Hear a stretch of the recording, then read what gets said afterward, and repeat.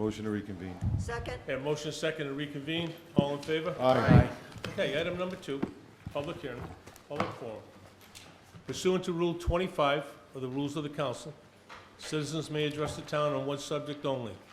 Said subject of substantive town business neither discussed during the regular meeting nor related to personnel or job performance. Citizens may speak for no longer than 5 minutes and must submit a public participation form to the council clerk prior to the start of the meeting. All items discussed during this section will not be voted upon. And we do have a number of forms, ladies and gentlemen. By council rules, the public forum is 15 minutes long. So what that does is say, and we take them in the order, we have about 6 people that want to speak tonight. So I don't see all 6 people having the opportunity to speak. So if the most anyone can speak at one time is 5 minutes, and I'm going to shut you off at 5 minutes. So if there's still time available later, then I'll let other people speak until we run out of the 15 minutes. Okay? We've done this in the past, it's a fair way to do it. Okay, so we do have a number of people that want to speak. Thomas Welch III. Tom? Name and address, please. Good evening. My name is Tom Welch. I live at 536 Mitchell's Lane. Tonight I'd like to speak to you about our fire department, specifically mutual aid and the need to increase staffing. I believe I have a good understanding of the mutual aid issue. I retired as a line captain after 25 years of the Newport Fire Department, and in that time I personally responded to many mutual aid calls to here in Middletown. I have a son who's currently on Newport and another son on Middletown Fire. My family and I are lifelong residents of Middletown, including my 80-year-old parents, my in-laws, my children, and their families.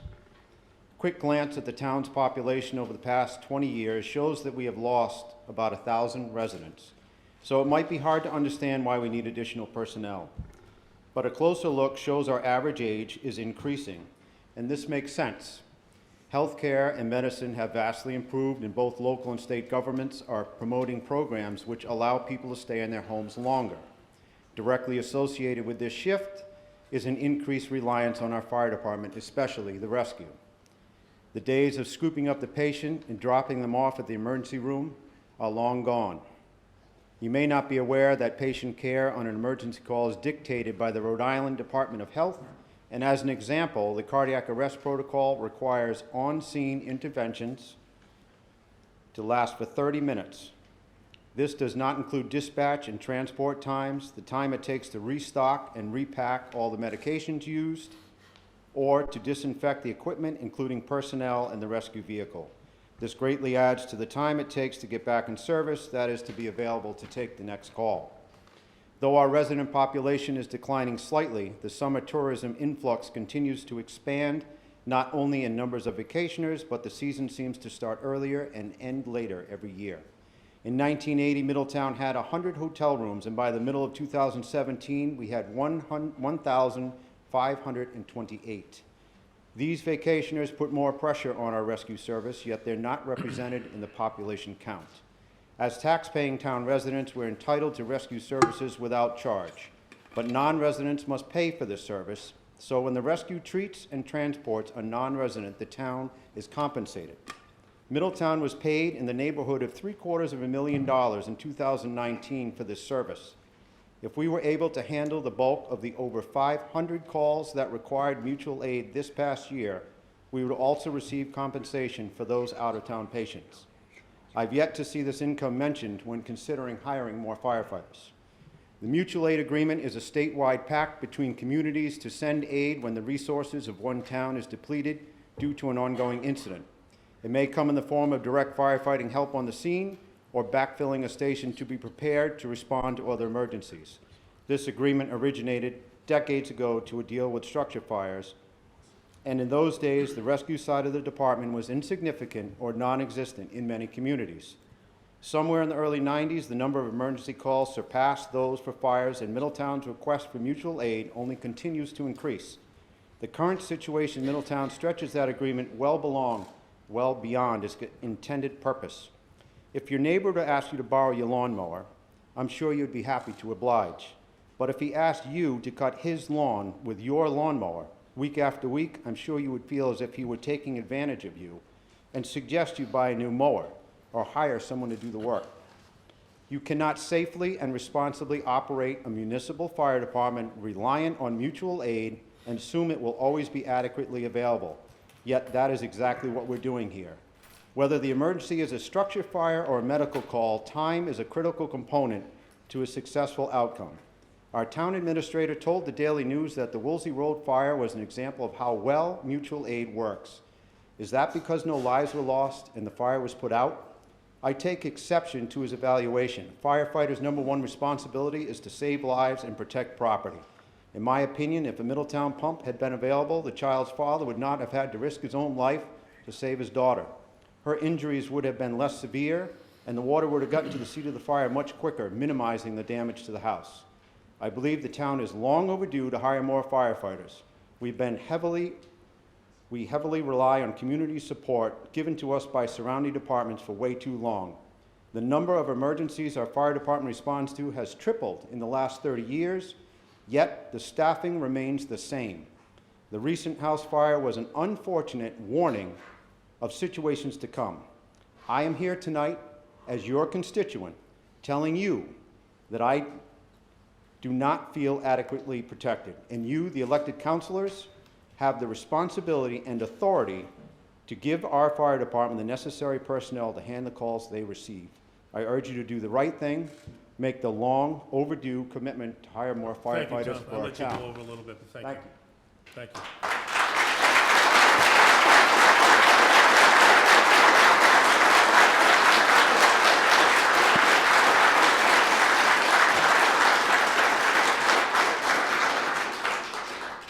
Okay, John Jordan Jr. John Jordan?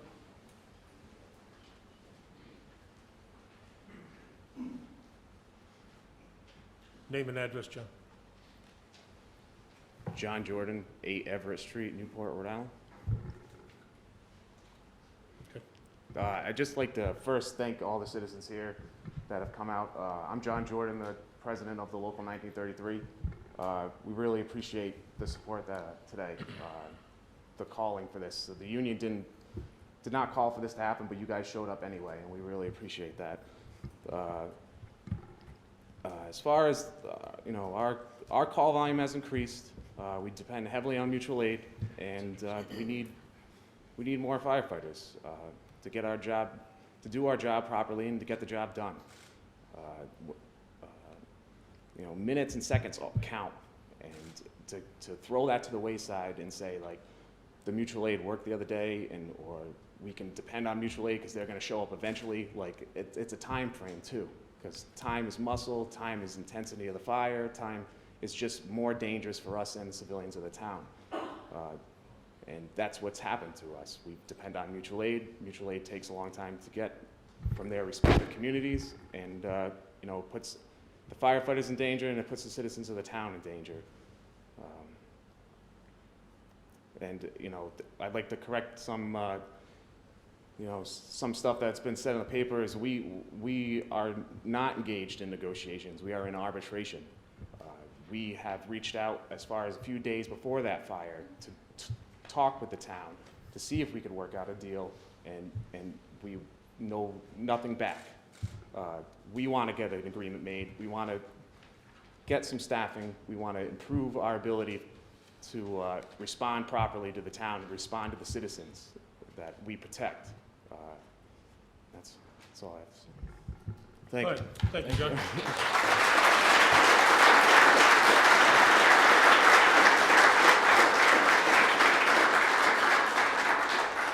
Okay, next is Joe Andrioli. Joe? Yes, I represent the union, but Joe, at the mic. I'd like to withdraw my request and let my time go to another resident, but thank you. Thanks, Joe.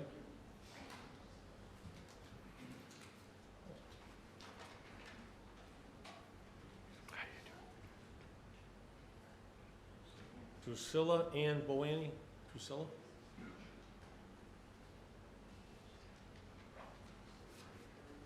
Name and address, please. Drusilla Ann Boyani, 184 Westview Road. I'm here this evening to verbalize my concerns related to the inadequate staffing and resources within the Middletown Fire Department.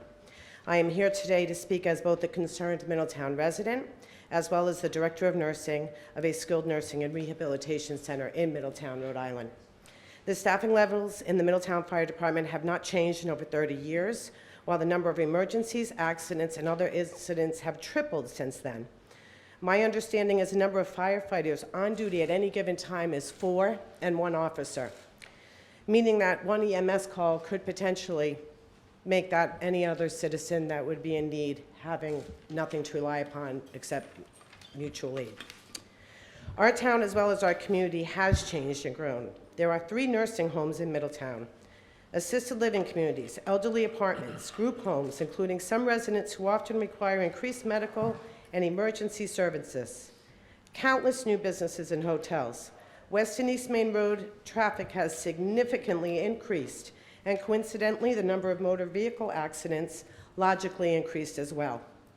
I live directly off of West Main Road and can personally tell you I have stopped and assisted 7 times for accidents involving injuries from minor to major. I have triaged the injured and directed bystanders on what to do and not to do until emergency personnel were able to arrive. Personally, I have experienced the dread and anxiety of not having EMS arrive to the scene in what I consider to be a timely manner. I was attending a gathering after a funeral for a friend who was burying his wife. As the man was saying goodbye to his wife, he had a heart attack. I quickly reacted and I was running to get to him when I told my friend to call 911. I was an emergency department nurse at the time, and when I tell you I may have appeared calm on the outside, I was a wreck inside. I kept thinking, where are they? Later, my friend and I looked at the phone log and realized that it took 14 minutes before a police officer arrived on the scene with an AED, and approximately another 5 minutes before EMS arrived. I clearly remember the officer saying, "Are you okay using this? They'll be here soon as they're on another call." As the Director of Nursing, I can tell you that our response time has become longer, and we never know what department is going to show up. More often than not, it is not Middletown. We care for some of our most vulnerable population. The delayed response time and the utilization of mutual aid directly impacts someone possible living or dying. We teach everyone about the importance of moving fast. However, our good Middletown Fire Department does their best, but sometimes these needs simply are not met. I am well aware of the dangers one accepts when becoming a firefighter, but it is your job to make sure you are setting them up for success and safety, not failure and life-threatening situations outside of the norm. Many people are referring to the staffing levels within the Middletown Fire Department as a public safety problem. Members of the council, I find that to be one of the biggest understatements I have heard in a very long time. The staffing levels of the Middletown Fire Department, in my opinion, is a public safety emergency. When everyone keeps speaking of this fire, I'd like to share one last personal experience. I was married to a retired Newport firefighter who happened to be driving down the street on the day of this fire on January 2nd. We were discussing my child's college tuition, and he said, "There's a house fire. A man's climbing out the window. I'll call you back." Approximately 10 minutes later, he called me back. I said, "Is everything okay?" And he said, "Yeah, he was getting out in his calm manner, just made sure they got away, told him to sit down, got him some water, and I told everyone to move their cars because they were blocking the hydrants." This is not public knowledge. This is something I'm sharing with you with a personal experience. Sadly, I knew when I asked, "Was the apparatus there yet?" He responded, "No." I would like to end by saying to Mr. Brown, the town administrator, that I read an article that reported you felt that fire was a representation of a successful model of mutual aid. Sir, with all due respect, if you feel that was a success, I'm terrified to learn of what you would consider a failure. It is time for the politics to be put aside and the continued thousands of dollars being wasted on lawyers and arbitration. There is no excuse for anyone to be put in danger the way we are in our community. Thank you. Thank you, Michelle.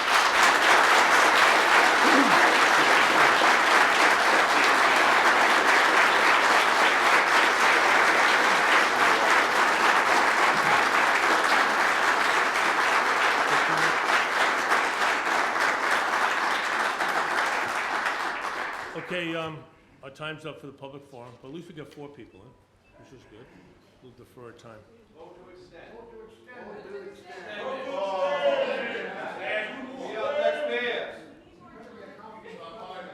I'd make that motion. Are we allowed to make that motion?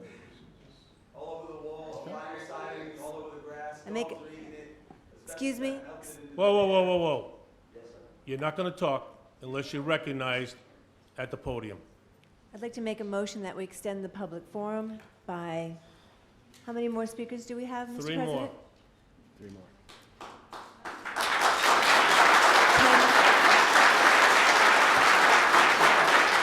Okay, we have a motion to extend. Extend by 10 minutes.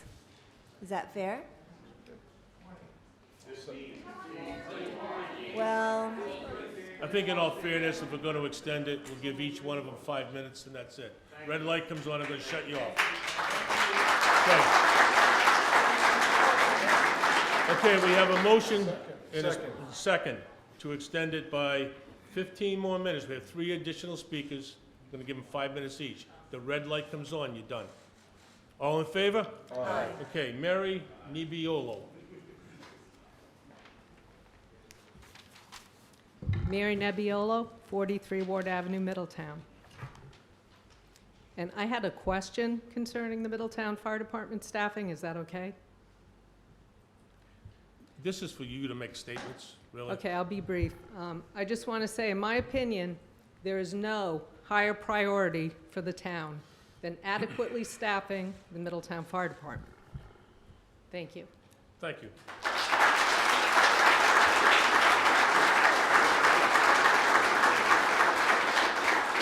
All right, keep it in line with the fire theme that we're going along. We do have somebody who wants to speak about something else, but I'll skip over that person.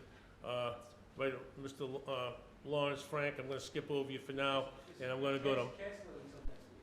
All right, Michael Lopes. Michael, name and address. Hello, Michael Lopes, 42 Paquin Place, Middletown. Okay. I'm just, you know, I'm a little naive. I thought by voting on a new fire department and a new police department took care of all those problems of staffing and everything like that. And I thought I was safe living in Middletown, but I don't think so anymore. Because I'll tell you what, in 10 minutes, 20 minutes of my house on fire, it's gone. My whole life is gone. And I'm not just speaking for me, I'm speaking for everybody that lives in Middletown. We're scared. I talked to a lot of people since this article came out in the newspaper, right, front page, and they're scared as well. They thought we were covered. We thought we had enough people to come. Now, the fire department firemen that we do have are very, very well, I mean, they're great people. When they do come to emergency call, at least my experience, they were there to help. I felt safe with them, and I knew I was getting all the treatment that I needed. But if there's nobody there to help, then you could die, get injured, lose your home, lose your car, whatever the case may be. I think we need more fire department men. The money that we're using to get other trucks in from other counties could more than anything supply enough money to get a couple more firemen on duty. I mean, you got, don't we have trucks that are in the fire station that are not even being used? We don't have anybody to man them? You know, I mean, why did we spend those millions of dollars on a new fire department when it's half as useless? It ain't right. It ain't right at all. You're not doing right by the people that live here. Plain and simple. That's it. I'll leave it to someone else.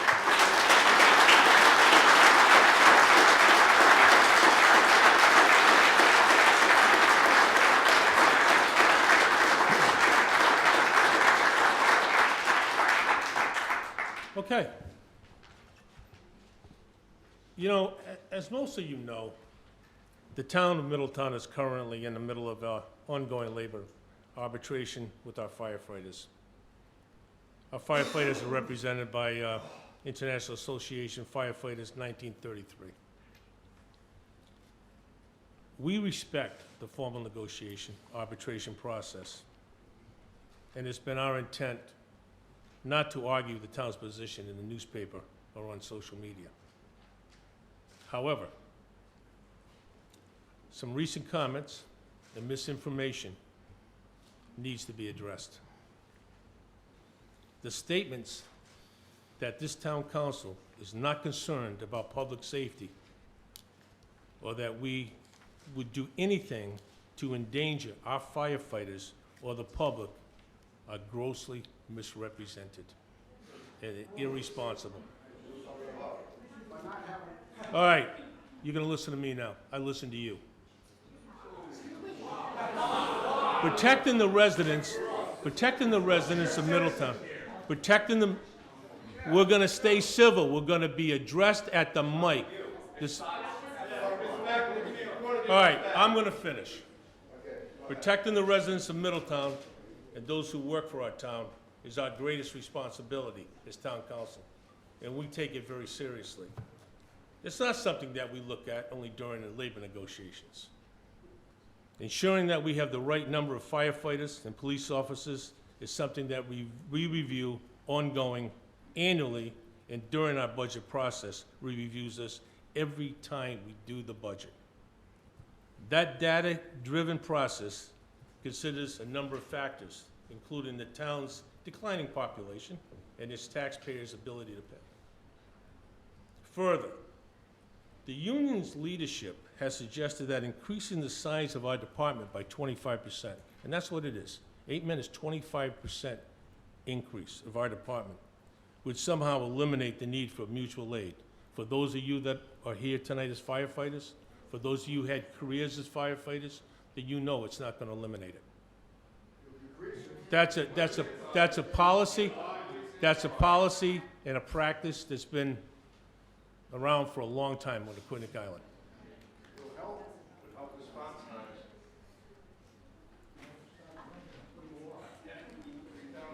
We're gonna continue looking at this, and we're gonna continue to base it off the facts and without making any press releases. And I think, or social media announcements, like we've always had with any of our negotiations in the past. However, I'm gonna ask, there was some things brought up tonight, and I'm gonna ask our town solicitor to address a few of the concerns tonight. Our town administrator. There was a comment made during the public forum concerning the Middletown's Fire Department's response to the Woolsey Road fire last week.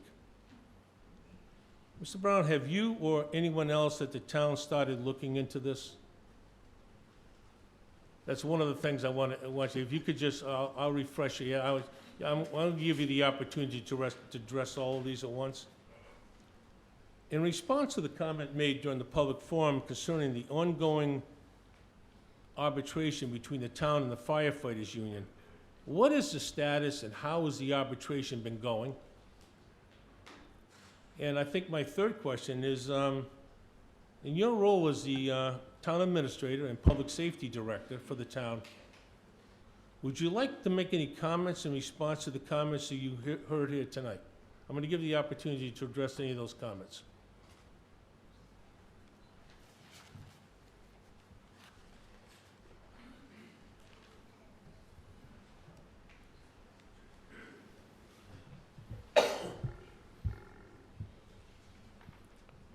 The first thing I would like to address is call 196817, which is the structure fire that took place on Woolsey Road.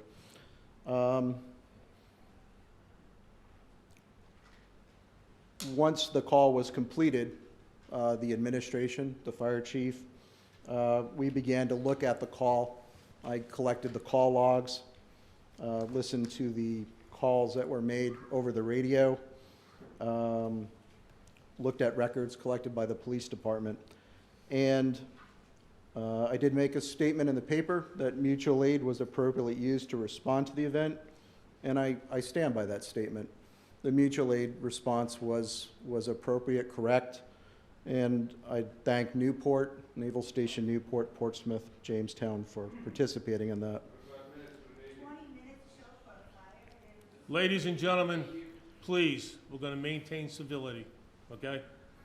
in order. Go ahead, Mr. Brown. And I'd also point out that our chief and captain, just to the 20 minutes, had responded to the scene in 3 minutes. The change, or the thing that's come to our attention in this review, which everyone needs to understand, and which will be part of an investigation by the town, is that at the time of the call, there was a Middletown fire pumper and rescue wagon involved in a non-emergency transport 1 mile from the scene. And for some reason, the Middletown fire pumper and Middletown rescue wagon and the 5 firefighters at that scene were not contacted by the Middletown dispatch.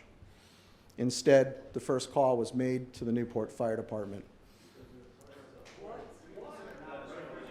Those records are available in the Middletown Fire Department.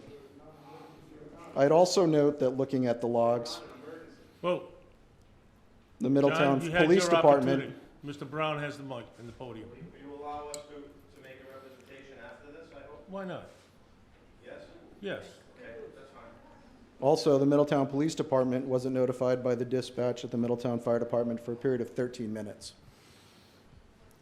Again, these are matters that we need to investigate. The reasons are unknown why this occurred. But the bottom line is, as we look at the situation, as people have talked about it this evening, 1 mile from the incident, we had a fire pumper, a rescue wagon, and police officers that were not responding to the scene. Again, this matter is under investigation, and as is the town's policy, it's not a matter that we will comment on further until the investigation is completed.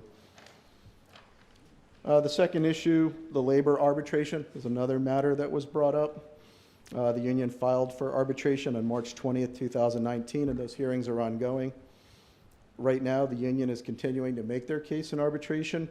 The town has not had an opportunity to make its case. We've had 5 hearings to date.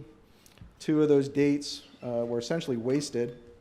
The union's expert witness to talk about staffing was disqualified, and testimony provided by the expert witness had to be stricken from the record.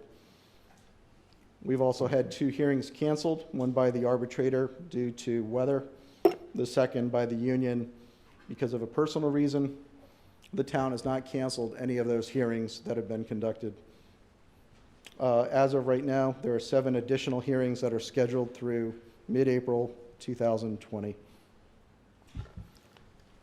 The last thing I'd like to point out as we talk about the town and whether or not it supports public safety, whether it takes it seriously or not, again, just with the Woolsey Road, that matter was investigated immediately, and we began to collect data, and we will continue to review it.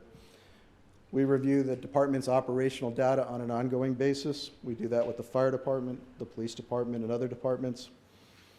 When it comes to the staffing of the department, as the council president mentioned, we review staffing on an annual basis as required by section 702 of the town charter. If someone was to pull up the budget ordinance, which is read twice in the public, it outlines the organization of the fire department as well as a number of officers and ranks that are in the department. At the public hearings for the last years, we've received no comment about the staffing at the fire department. It's only in this space where we're not only talking about Woolsey Road, but also discussing a labor contract that's in dispute, that's in arbitration. The last time the union engaged the town about a potential increase in staffing, and this is beyond the normal departments coming in and asking for additional staffing, an actual discussion was in August of 2006. It hasn't been an ongoing request, it's been represented. It took place 13 years ago. That was the last discussion when there was a discussion between then Administrator Kempen, the town council, the union leadership to increase staffing in the department. No change was made. While I've been the administrator, this is the first negotiation in which staffing has been addressed, and we're addressing it. The town has consistently supported the Middletown Fire Department. We have done that over the last 20 years since I've been here. And again, that's represented by the fact that we've completed the construction of the new station. We've completed the modernization of the equipment at the department. And the council, even with the last budget, improved a $5.2 million budget which, while they haven't increased taxes that year, increased spending in the fire department by 2.9%. I am not aware of a request from the fire department for equipment or things they've needed up until this point where it hasn't been approved by this council or prior councils. Again, the labor discussion, staffing, it's an ongoing process within Town Hall. It's a process that's will happen in the upcoming budget, which I've mentioned to the newspaper. It's happening in the space of the labor arbitration, and we'll continue to review that because public safety is a priority of the town. So, to that question, I'll answer it. The council receives a budget from the administrator on April 1st each year. And in that budget document, it outlines the organization of the fire department. It's clearly defined what my responsibilities are under Section 702 of the town charter. And there are 2 public hearings for the public to come and talk about the desire for increase or decreased or a level funding of public safety services by the fire department or police department. And as I stated, there has been no representation for changes in the level of police or fire services in past years. And I would encourage, just as council members have on this council and prior councils, for people to participate in the budget process and make recommendations. There is a process that our founders in the town, our voters in the town, when they adopted the town charter, clearly said, this is how you make changes to the fire department. Section 702 of the town charter. So I want to bring those issues, facts, statements to the public's attention. As I said, I started working on the Woolsey Road, looking at that immediately. Considering what happened to Trinity and Teddy Magayup. I'm told they're out of the hospital, but they're recovering, and that probably is the most important thing that I can say tonight. But I would follow up with the fact that as we look at this, had the department been dispatched to that address, we would have met the standards under NFPA 1710, which is a standard that's cited, and it would have been done with the Middletown pumper responding first, along with the fire chief and the training captain. And I think that's the last I'll have to say about this until... Okay, I just have a couple follow-up ones, Mr. Brown. So the fire chief and the training captain were on duty? They were both on duty. Okay. The,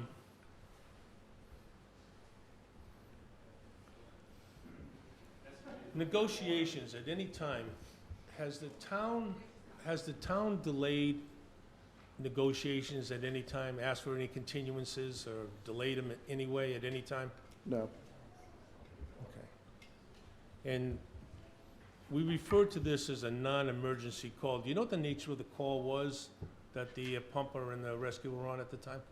I am familiar with the nature of the call. I think it's part of the ongoing investigation, and I think from the standpoint of patient confidentiality, it would be inappropriate to discuss it in this space. Okay. All right. Okay. Thank you. Mr. Angeloli, I'm gonna give you 3 minutes, okay? 3 minutes? 3 minutes. But what I'm gonna do is, we have other matters tonight, okay, ladies and gentlemen, but what I'm gonna do, Mr. Angeloli, I'm just gonna say, let's maintain some civility with your comments, okay? Because I've seen in writing some of your comments. The truth does hurt sometimes. Okay? The truth does hurt. Start the clock, Madam You Clerk. can start the clock.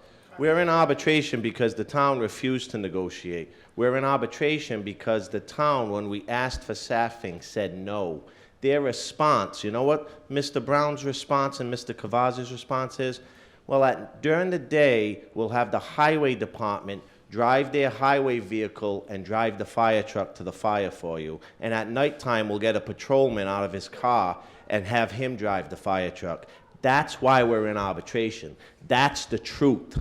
Not what you heard from Mr. Brown, and I'm surprised that he would embellish as much as he did. Let's talk about a couple of things. 35 years, give or take, there's been no staffing increase whatsoever. But your call volume, not mine, your call volume has expanded threefold. In 2006, that he talks about the staffing, a report was done, the need for staffing. You know who wrote the report? Your fire chief. Where's your fire chief today standing up and telling me about the fire that happened? He's silent. He's remained silent.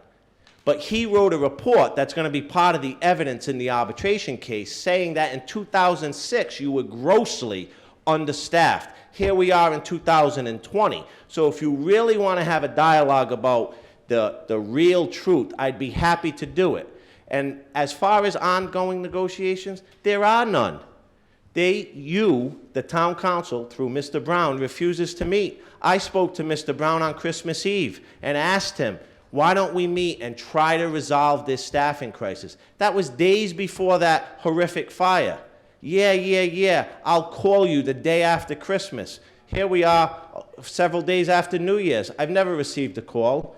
Now, I'll tell you what's going to happen. Tomorrow, the union president, because he has to by state law, is going to issue you a letter to start negotiations for the following contract year. And we'll start to negotiate. I would assume we might end up, who knows where we end up, but we're in arbitration now. Listen, in the whole state, we probably handle, in the last 10 years, about 30 arbitration cases for contracts. Probably about 2 of them went to interest arbitration the whole way. Because why? The parties come to the table and they negotiate. And this town has refused. And I will tell you this, mark the date and the time in my words clearly. You will spend double the amount of money in arbitration on Mr. Cavaz's law team than you would to correct and adequately help these people and provide them more public safety. And if I had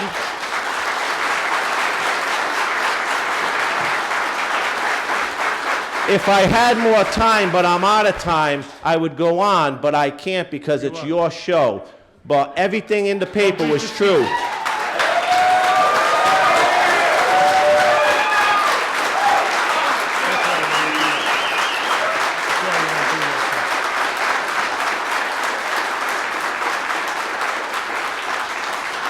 Mr. Brown, I'm going to afford you an opportunity to respond to his comments, or you can defer not to.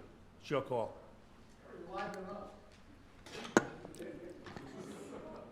I spoke to Mr. Andreoli the day before Christmas. My family's here. I haven't had an opportunity to speak to him. On New Year's Eve, we had a fire, and that's what's occupied my time since then. Okay.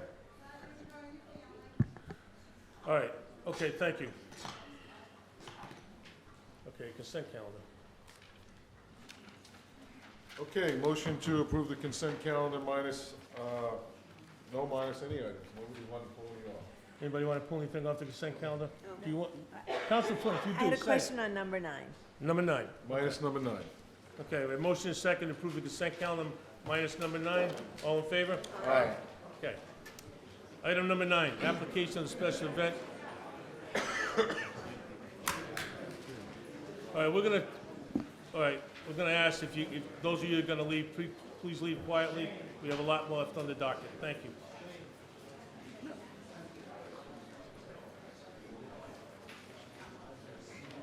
Item number 9, application of special event from Derek Savas and On Your Left Racing for Newport Triathlon.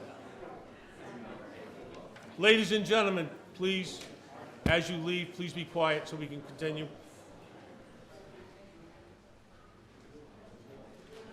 Swim, bike, and run event to be held on Sunday, September 13th, 2020 at 7 a.m. to 11:30 a.m., beginning at Second Beach. Motion to grant said special event permit. Motion second to grant. Councilor Flynn. Thank you, Mr. President. My question was, or my inquiry is a map. Typically when we have, this is a triathlon or a triathlon, typically there's a route so that we have an idea and the public has an idea on the docket where this is going to be held on that day. They did a similar event last year and it was not in that docket either. So I'm just wondering if we do have that on file, or if that we only get a map for some things and not others, or if the applicant does it if they feel like it, or if there's a procedure or a requirement? Madam Clerk? They did not provide a map with this. They do go through, I'm sorry, they did not Thank you. provide a map with this application at this time. I know that they are in the process of speaking with the police department to do the route and the map. So do you think they don't have a route I think it's firmed the up yet? same route as Same last year. route. I'm sure it's just they didn't provide it to us. So I mean, could we make that requirement? something that I think Sure. it would be informative to everyone, including the public, that if they're looking at this online, if a map could be part of the checkbox when an event like this is being planned and scheduled, Sure. that'd be great. Thank you. Okay. Thank you, Mr. President. Lieutenant Beck, if you could we get that door shut out there so we can continue in here? Thank you. Okay, it's been, we had a motion second to approve. All in favor? Aye. Okay, item number 10. An ordinance to the town of Middletown, this is the second reading. An ordinance and amendment to the town code of the town of Middletown, Title III, Administration, Title 36, Fee Schedule, Section F, Police Department, Subsection 6, VIN check. See attached ordinance. Motion to adopt said ordinance on its second reading. Second. We have a motion and a second to adopt on the second reading. Any further conversation? Hearing none. All in favor? Aye.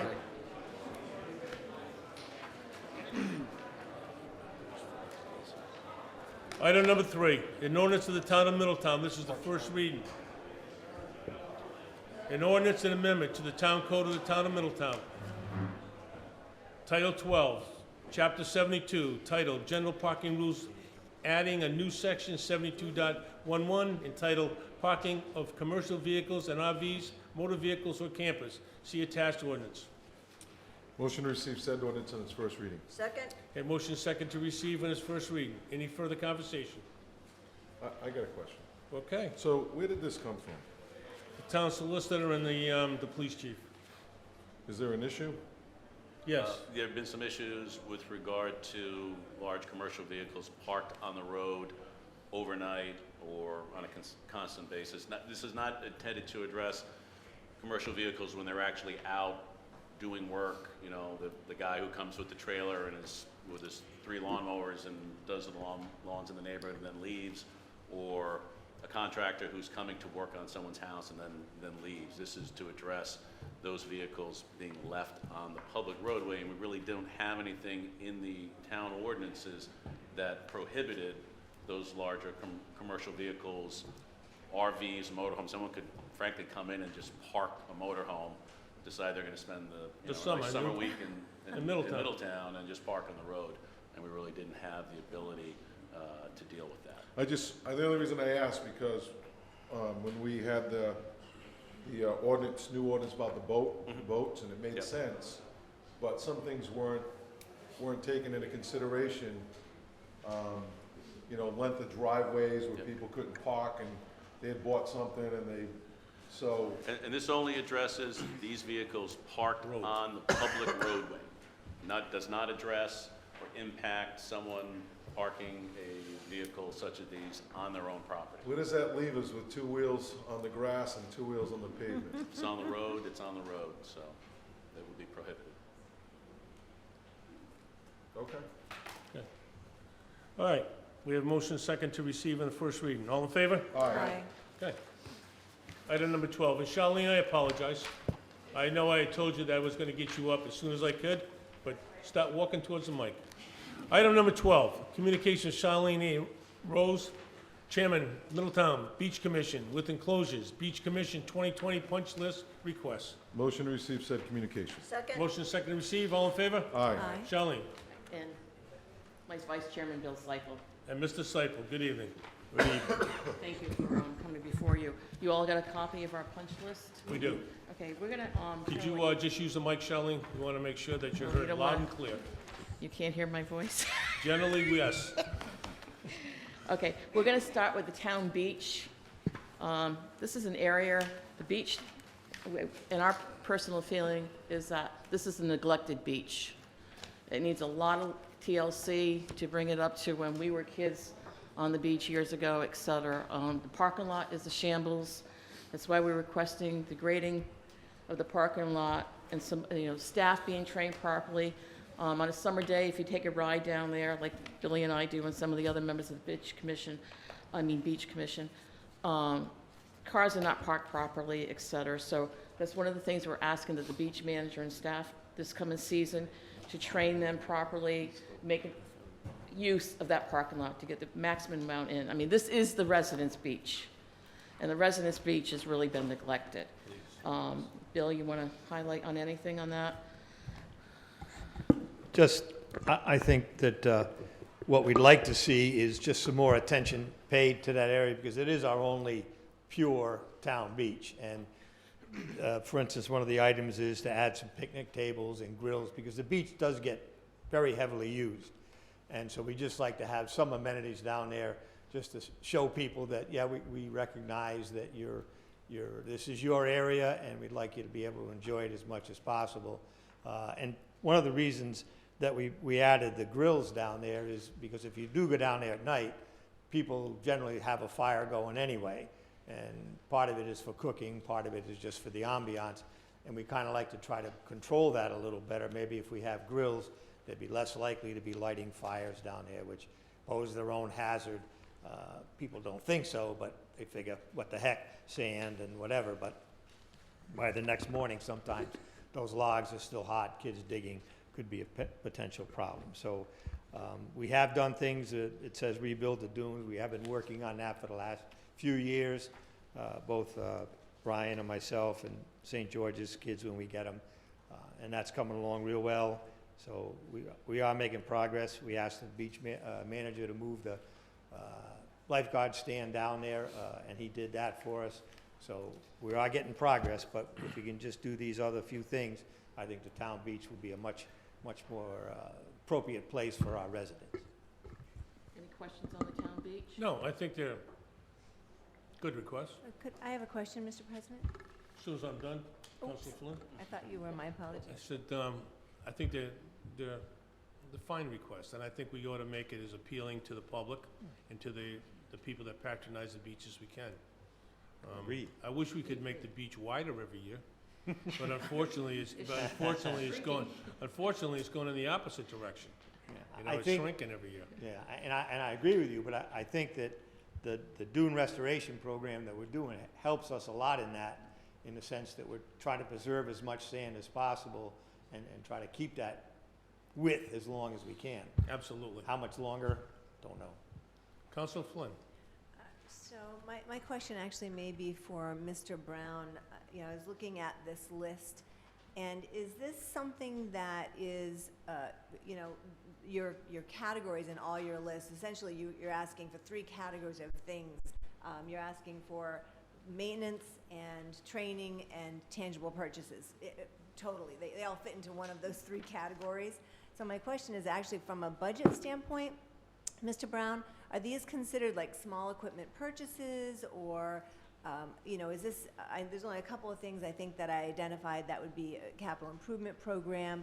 How do these line items, where do we see this, because there's no prices, there's no priority assigned to these, so I'm just wondering what exactly we're looking at.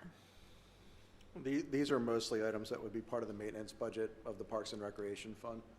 Part of the what, which budget? Maintenance items, Maintenance. small purchases, so we would just prioritize these. And if Okay. there's not funding available, come back to the council, seek, a budget transfer to make the purchases, or include them in next year's budget request. But the big ticket item is probably to fill and grade the parking lot. That's work Public Works can do. It's just the cost of the materials and signage and things like that. These are all, actually maybe the one thing is marking the swim area at the town beach would require a new lifeguard stand. However, that's one of the issues that I know the Beach Commission's been discussing and the staff have been discussing because of the number of people down at that beach. The fact that the moat is now closed off, we can't ignore. It's no longer a no swim area. It is very much a swim area, and something that we need to guard in the upcoming year. So will we ultimately get prices for these, or it will show up somewhere in the budget that's presented? It would either show up in the budget that's presented, or it would go through the purchasing process in the off-season through Will Cronin or the beach manager. Once we get a beach manager on board, they would follow through. If it's under a certain dollar amount, they would get 3 prices, quotes, go out to bid, depending on what it is. Okay. Council Lombardi? Bill, I had a discussion today, just by chance, about the dunes and the dune restoration with the town engineer, and we were discussing some of the things that, not necessarily with this punch list, but some of them around here. And one of the things I saw, I don't know if it was in the Cape or if it was down in the south, maybe down in South County and the beaches there, where they were collecting Christmas trees and using them for dune restoration. Have we ever done that? Yes, many years ago, Yeah. that was a process that we did, and you'll still, every once in a while, you'll still see the remnants of one when the sand moves around and I don't know stuff. why we're not doing that still. I mean, I know Warren was telling me that, you know, when we had Sandy, that the dunes, you know, near Path 1, whatever, they're higher. And of course, the surge was less in those areas as opposed to the areas where the dunes were lower. And maybe that's something that, you know, we collect these Christmas trees and, you know, use that for dune restoration so that we can mitigate the effects of sea level rise and storm surge and whatnot. It sounds like it's effective. You know, I don't know what you think, but. I think that, that we have tried that, and in some areas it does work. In our case, probably more on Third Beach than on Second Beach. Our problem on Second Beach, and Sandy was a good example of that, is that when that nor'easter comes like that, or any big surf comes like that, if you went down there right afterwards, it was as if somebody had taken a cake knife and simply sliced the dunes off, because that's how powerful those waves were. And what saved the dunes and stopped the spillover was the bulk of the dunes as opposed to anything else. Now, I know that I've talked to Tom O'Loughlin about this a few times, and there are fabric solutions that help maintain the dunes and things like that. Whether or not we have to go to them, not sure. Right now, the dune size is building, and even after Sandy, we've rebuilt quite a bit, and that's in large part due to the vegetation, the dune grass.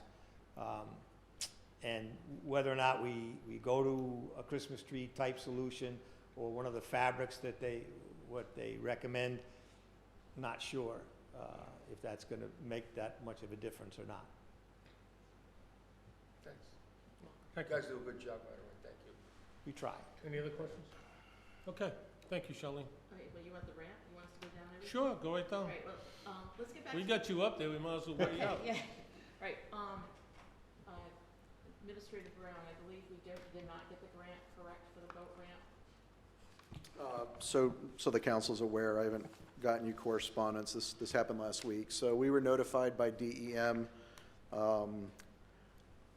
The ramp itself is being constructed on property, partially, that is property that we license from St. George's. Because that property does not have a perpetual public easement on it, we are not eligible for the grant funds. So we've had to withdraw that grant application. The project can continue forward, it's just that we won't receive grant funding for it. So what we're recommending, I haven't heard that, sorry, is that we might consider that for the budget for next year. I think the proposal went in, was 125,000 approximately? The proposal is in this year's budget. It's been approved by the town council. Oh, it has been? Okay. It has been. Okay, thank you. And just the town engineer has submitted the applications to DEM, and those are under review. Okay, great, thank you. On the dock, excuse me, before we leave the dock issue, were you saying the proposal was approved by the council? which proposal is that? I didn't, the submission of the grant was approved by the council. Yes, the submission of the grant. Yes. And so you're telling me that we didn't qualify to do that? I'm sorry, say that again? The town, because of that easement, did not qualify for the grant, so we're not Correct. receiving the grant. Because there was discussion, I just want to remind everyone, since the dock was on this list, that, you know, there has been some controversy about the profile of the actual dock. And I know in the Harbor Master report, I pulled the report that was sent up to us for our November 18th meeting, and the Harbor Master essentially just said there are restrictions set by CRMC on standard boat docks. We need the least expensive plastic Trex dock made that meets state criteria. It should be mobile, so it can be removed by an axle or winched on a car tow truck and brought into the parking lot. It doesn't have to be permanent. And in the CIP, I noted that the dock description is a 20 by 30 foot for boating and public safety reasons. So there's going to be some confusion, and it's sort of this sleight of hand thing. It went from a 20 to 30 foot dock to... No, it's always been a 20, 30-foot dock because of the fact that The design that was prepared by the Design prepared is a engineer 20 by 30. and approved by the council for the grant application is the product and design suggested by the harbor master. If there's a narrative in the CIP, it's not what has been presented to the council since the CIP document was adopted. Well, there was, you know, the measurements that were presented, or the picture, 144 foot. And there was some concern about having that kind of a structure on Third Beach. I'm just reminding everyone that all we did was approve I am very aware of boat docks and ramps on Third Beach. I've lived through this a few times. Yeah, we have. So we approved that we apply for the grant, and, you know, that did not tie us into the conversation, was, you know, accepting that or going forward with the project as it was outlined. Okay, sorry, Has Charlene, anybody thank thought you. about approaching St. George's and asking them for an easement? I think that would have to Is come that a through. possibility? I think the town solicitor would have to answer that question. It wouldn't be an easement, though. It would be a permanent public easement, so it would be, So they gave us a long-term, is there something? that would be ineligible. It would, No. We can certainly take a look at what the requirement would be and have the discussion, if the council would like. I mean, to get the grant, how much is the grant? it would be roughly 50% of the project. It's $50,000, I think it's worth the effort. Mhm. Maybe it's something the solicitor could look into. I Certainly. mean, okay. Anything else under the ramp? Okay, Ramp is good. thank you. Second Beach, our pet project. Okay, path one, as you can see, has been realigned. It's gonna be realigned so that we can, you know, get better in there. We're also recommended that the, management with the police and town reps and the public discuss traffic flow set up. I think that's gonna have to be a meeting that's initially just alone, one topic, because we are having issues, as you know, with traffic flow down at the beach during the summer months. And one of the areas was a concern when we met with the fire department and the police department was that they were talking about one way in, one way out. There's absolutely no way.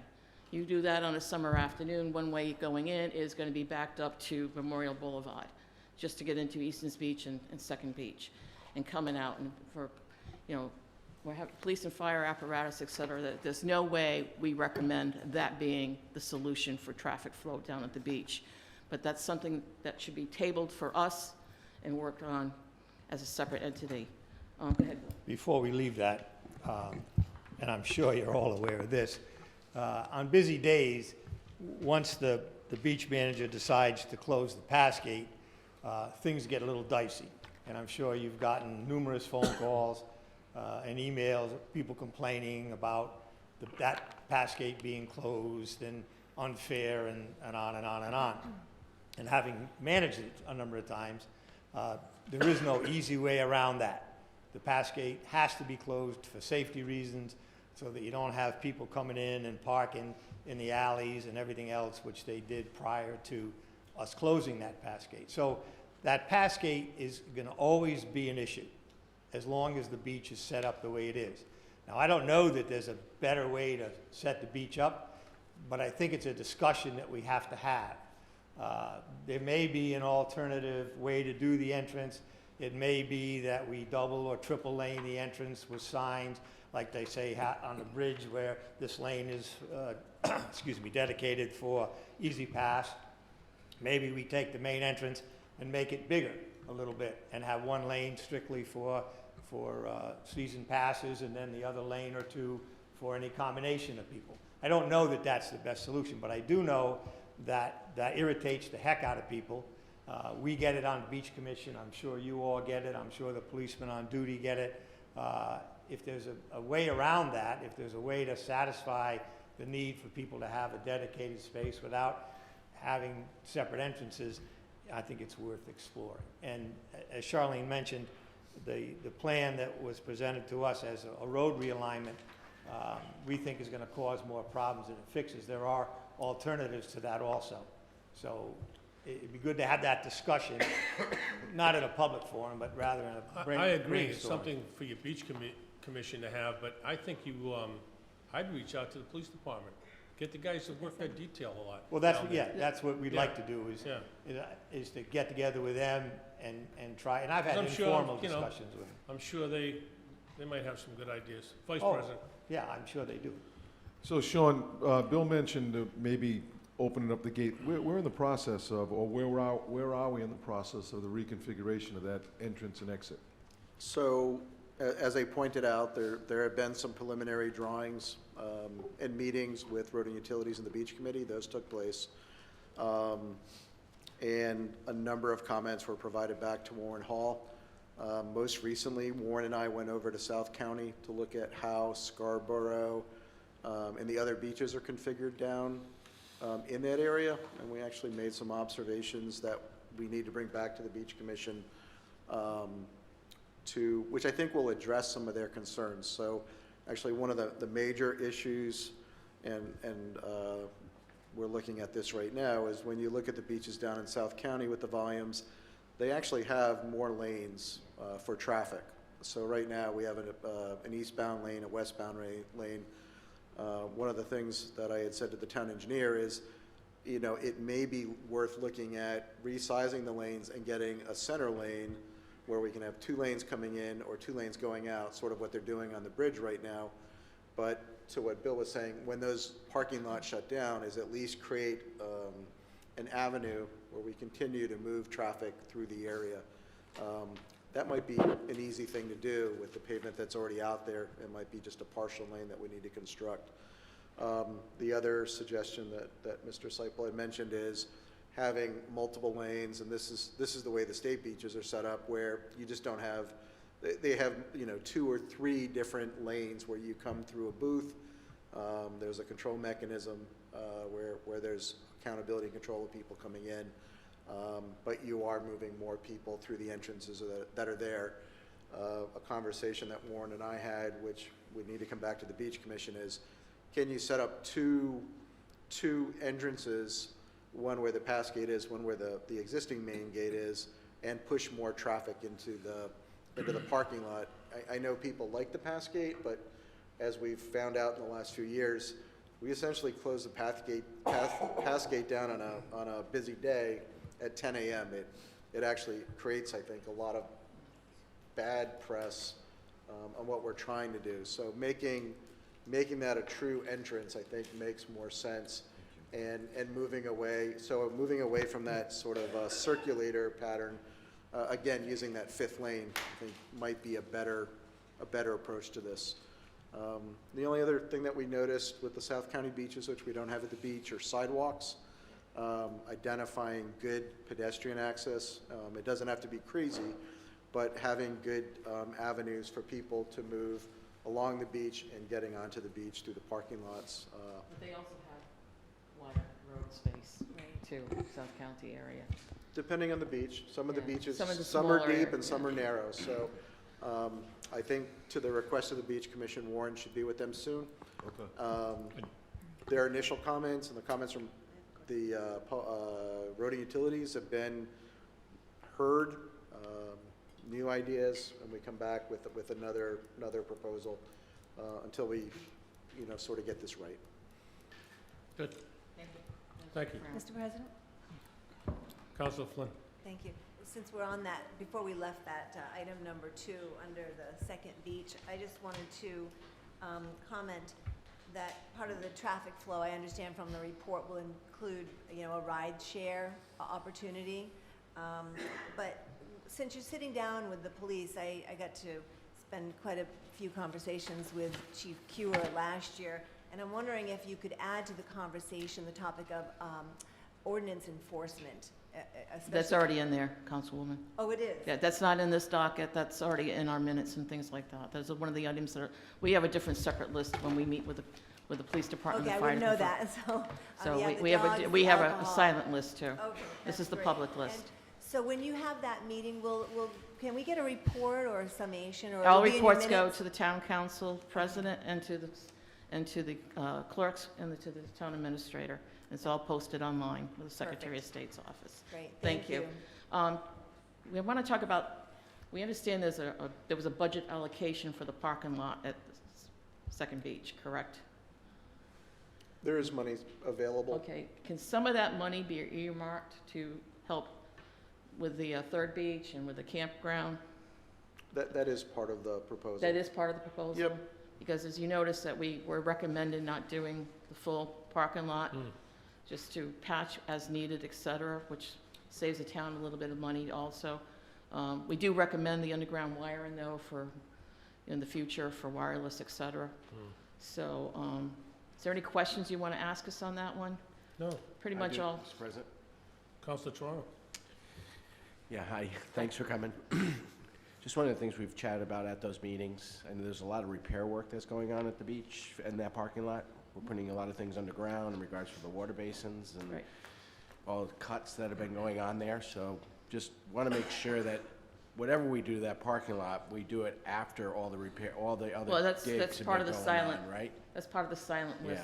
Yeah. Okay, That's great. already been, it's already in the minutes that all repairs are done. Once repairs are done, patching is done after everything is, the utilities are put in or whatever we're doing at the time. Great, All thank you. hookups, et cetera. Okay, thank you. Bill, you got anything else on that?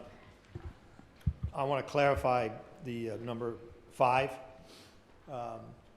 The lights that are down in the parking lot, the solar-powered lights that are down there, would be ideal to put cameras on. They're well-spaced, they're in the middle of the parking lot. The wiring does not exist for cameras for there, but that's why we don't say here, install this type of system or that type of system. But in our discussions about improvements for the operation of the beach, one of the big problems as it gets busy is, of course, trying to figure out where the spots are in the lot. And what we do is we send out people in motor scooters with walkie-talkies trying to maintain some semblance of where spots are available and so forth. But it doesn't track all that well. And I'm sure another one of the complaints that you get, like we get, is that, well, I've been sitting in line and I see 22 parking spaces and how come, and blah, blah, blah. Well, one of the ways to help improve that would be if you had a camera system that were on those poles that allowed you to scan, which you can get that, then you can very easily monitor those spaces from the office.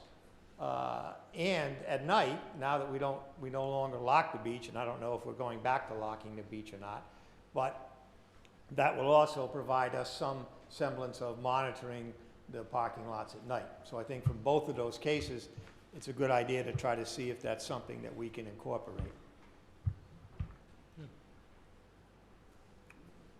Okay. All right, I think the rock and the campground are pretty self-explanatory. Improvement of the campground, adding the coin operating system, wash and dryer, those are all under, those are being looked into now. That was at our last meeting. Anything else? I have one thing. Oh.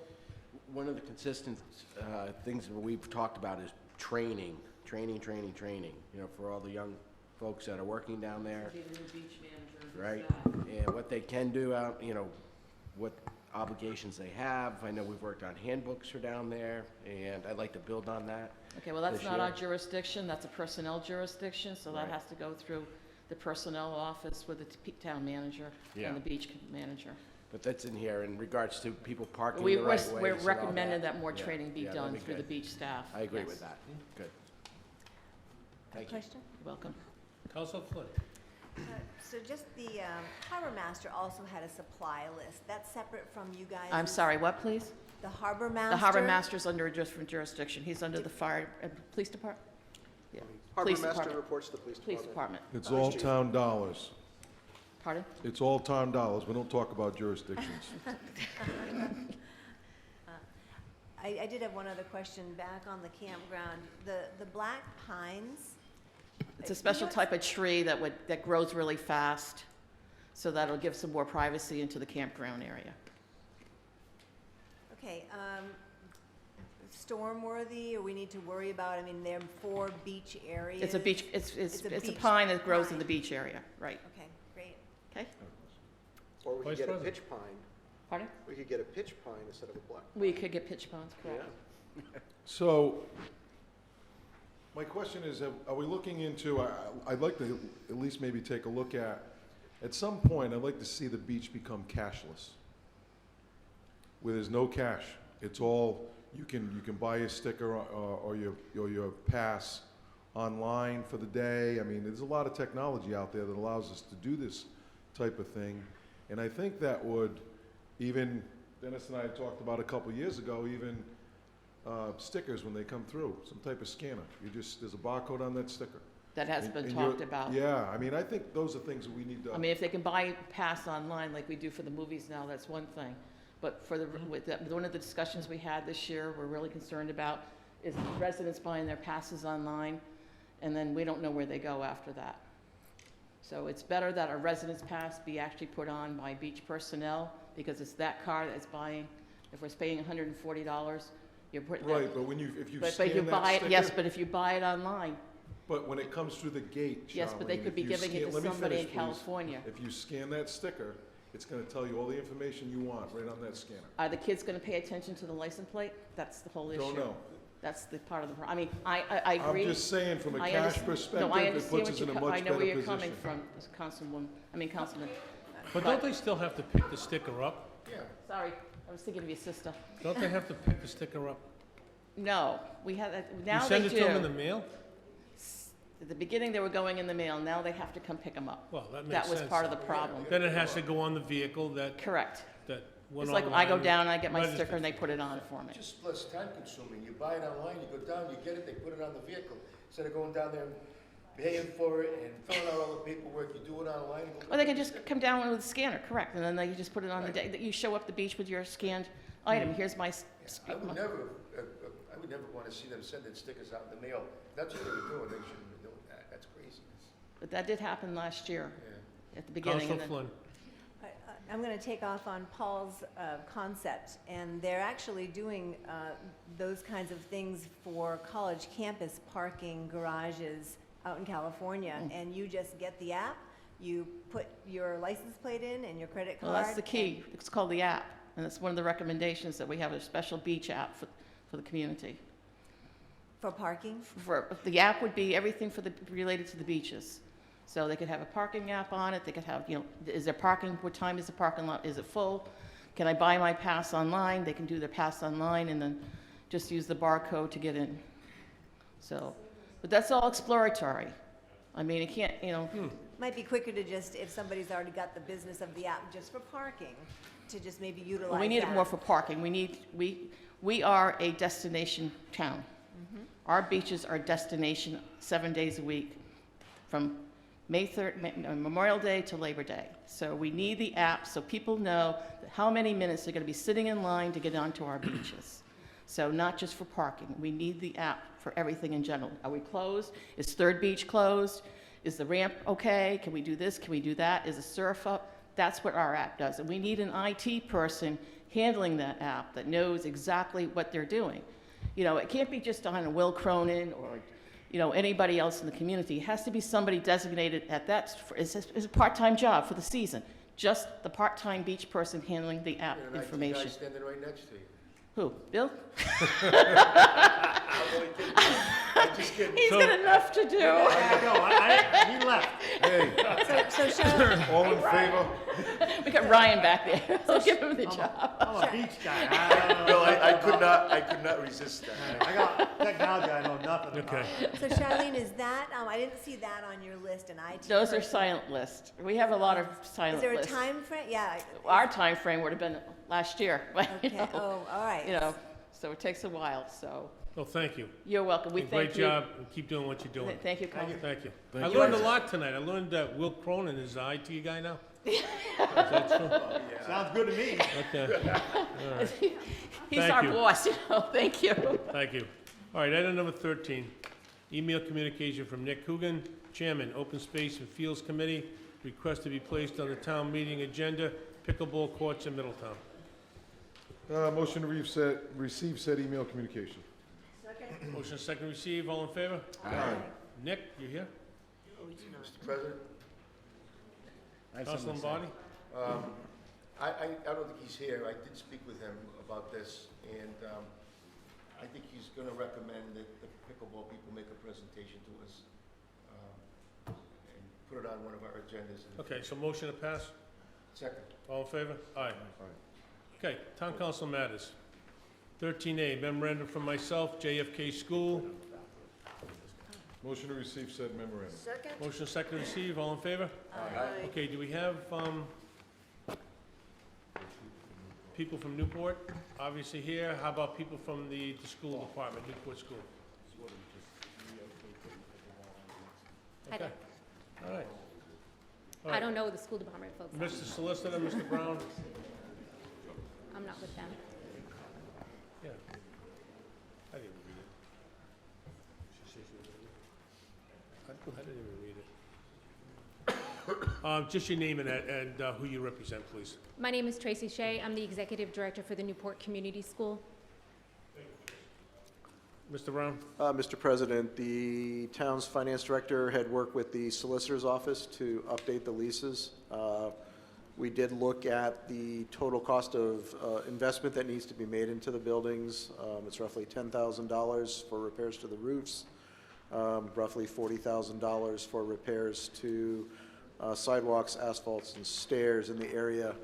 The recommendation from the administration, based on what we've done in the past as well as the repairs, is that we extend the lease for the 1-year period with a 4% escalator on the rent payment.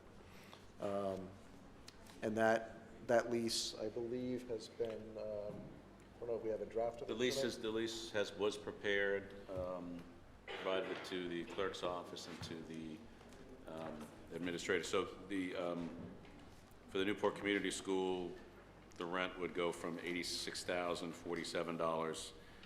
4% increase is $89,490 for that 10-month period. Okay. It goes before my board of directors as well. Okay, And so I I'm- haven't seen the lease draft. I'm gonna so- make a motion that we formally present that to you ASAP. you. And that you let us know whether it's acceptable or not. Second. Any further conversation? Hearing none. All in favor? Aye. Thank Thank you. you. Thank you, Teresa. Okay, town administrator. Item number 14, memorandum of the Human Resource Director with enclosures RE employee handbook update. Motion to receive said memorandum. Second? Motion is second to receive. All in favor? Aye. Mr. Brown. Cassandra's here to discuss or answer any questions. This is a simple request and amendment to the employee handbook. Essentially, during the year, as we're processing reimbursements for travel and entertainment, mostly travel, it's mileage, the handbook had language that was relatively silent on when an employee was required to submit their receipts or records for reimbursement. So on page 33 of 54, we're asking to amend the handbook to include the following sentence. All requests for reimbursement are required to be submitted to the finance office by the 10th of the month after expenses have been incurred. Failure to provide adequate and timely documentation explanation for expenses claimed for reimbursement could result in employee being denied reimbursement for those expenses. Okay. So relatively minor, a standard practice, but would allow the finance director to put an appropriate control in to make sure that these type of things are submitted in a timely manner. Any questions from anybody? Yes, please. If I may? Council Santos. Thank you. I brought to your attention the changes that have to be made. Yes. Both on the police department and the fire department. Yes. correct? The other thing, I'm going to be very critical. Okay. All this paper was wasted. Come on. All this paper on a single page, which could have been done on a booklet like this, and the print could have been larger, for us seniors, like me, to read it. That's all I've got to say. So if you do this again, please, do not waste all this paper. Do it this way and half. Thank you, Council. Councilor Flynn. Yeah, well, that was one of my comments. Thank you, Councilor Santos. Of course, I reuse scrap paper, so I will make good use of it, but a few pages before and after for context is more than enough, but that's my minor comment.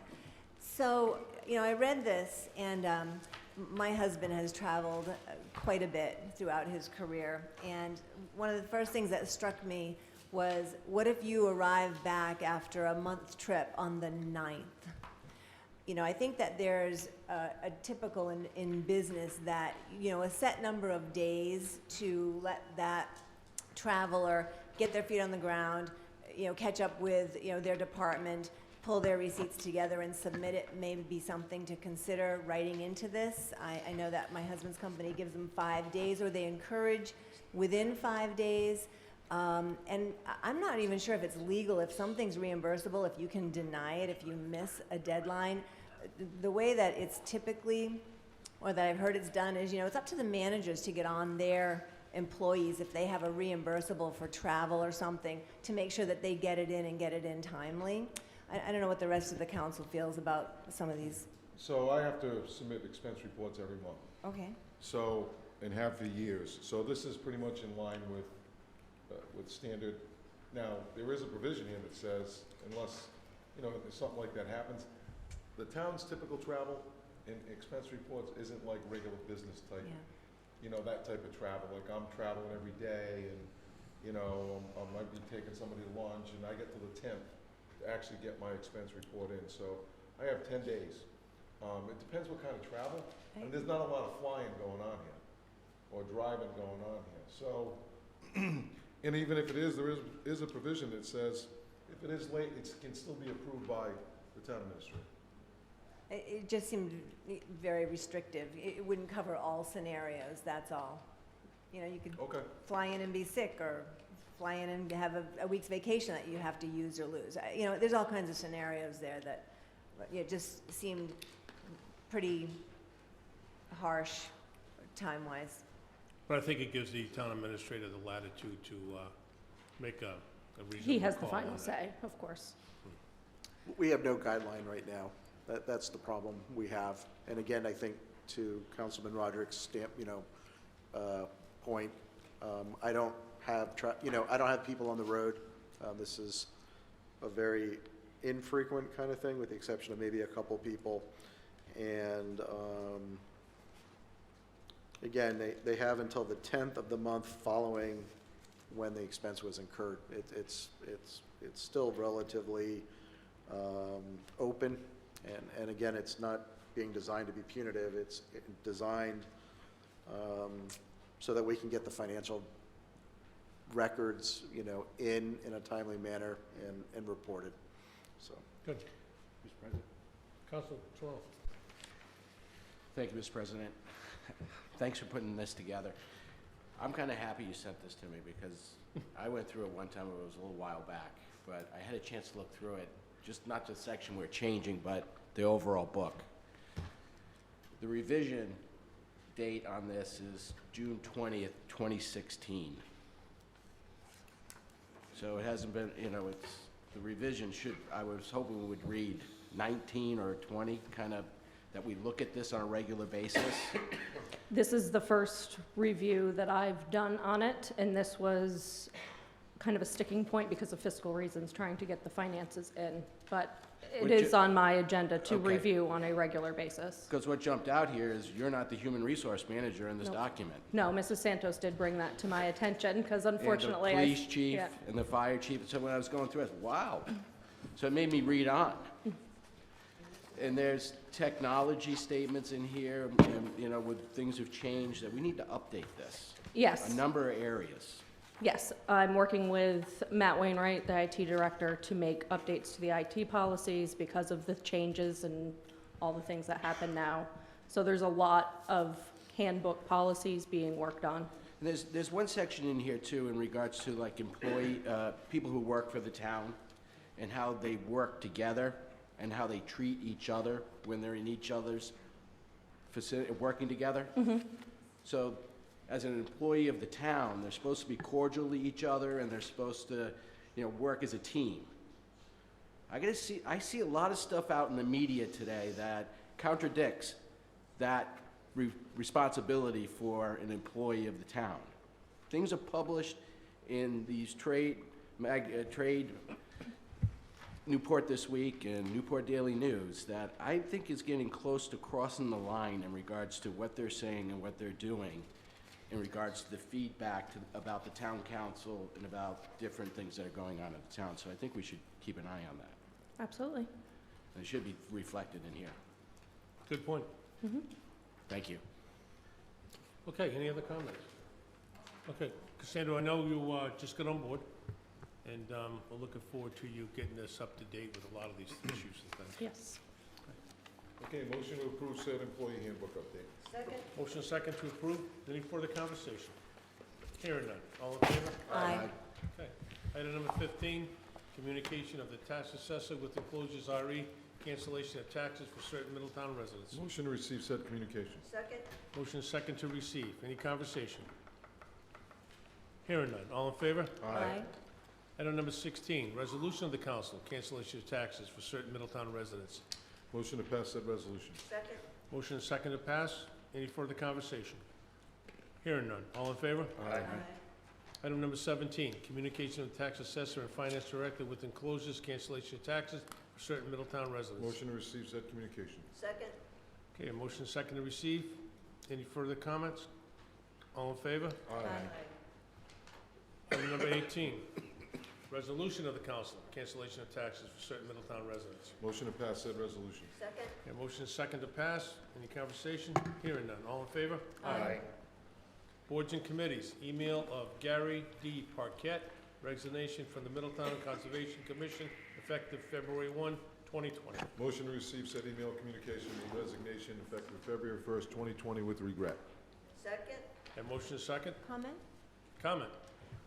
Mr. President, I understand that Mr. Paquette has been a volunteer for the town for literally decades.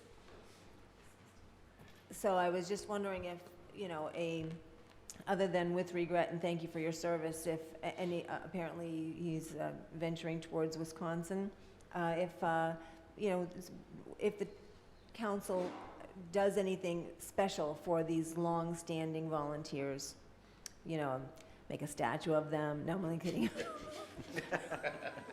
You know, maybe, you know, beyond the plaque, the clock, you know, maybe a Middletown flag they can fly in their new home. Just a thought. Do you have any suggestions with that thought? Beyond the flag? Yeah.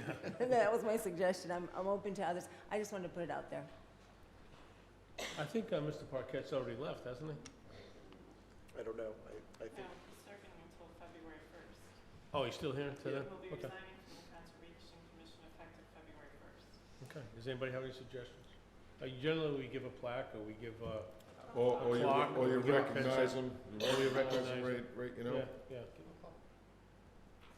could recognize him at the next. All right, Yeah. we could do that.